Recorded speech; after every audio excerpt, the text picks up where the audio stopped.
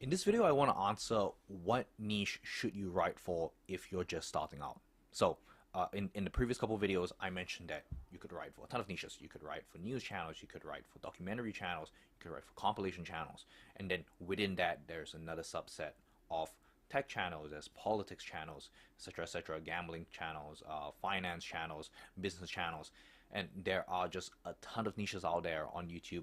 Pretty much every niche you can think about, there's probably some kind of money to be made. Some kind of channel does need some sort of scriptwriter over there, whether it's a high-paying niche or like a low-paying niche, whether it's a $20 script or $100 script. How do you decide what niche to write for?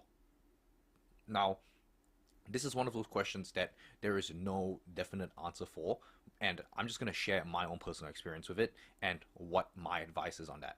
So right now with my scriptwriting agency, we write for over 40 plus different niches all across business, and we also write for a couple of faceless channels, gambling channels, documentary channels, and those kind of sorts. So how do you learn how to write for 40 plus channels? The answer is that you slowly work up towards that. It's not that I understood 40 different niches at the very start. At the very start, I just started off with Twitter ghostwriting, and that was my own YouTube channel. That's something that I understood. And then slowly I understood cold email, I understood this, I understood that, and we slowly expanded to writing for many, many niches. So, but if the question is, should you box yourself down to a singular niche and only write for one niche? I would say you shouldn't do that, because if you just box yourself down to writing for a single niche, like say tech, there are only so many tech channels out there who need scriptwriters and who will hire a scriptwriter, right? There's a good chance that some of them already have their own scriptwriters, and they probably won't need to hire you. Say there's 10 big tech channels and you're trying to get hired by all 10 of them.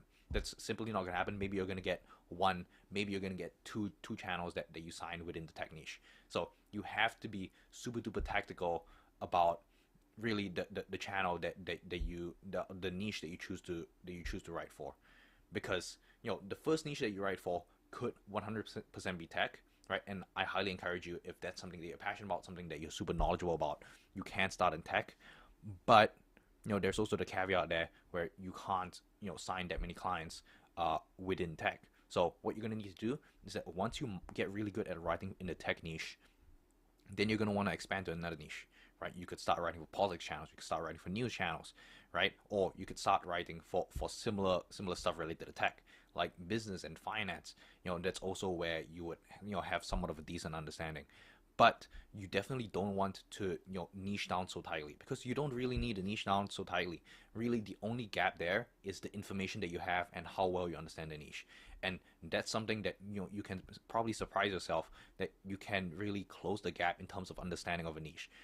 Every month, ideally, you can learn one new niche, and if you learn one new niche every month, that will open up your options to work with more clients, to work with a higher variety of niches. So that's just my 2 cents on it, and yeah, hope this helps.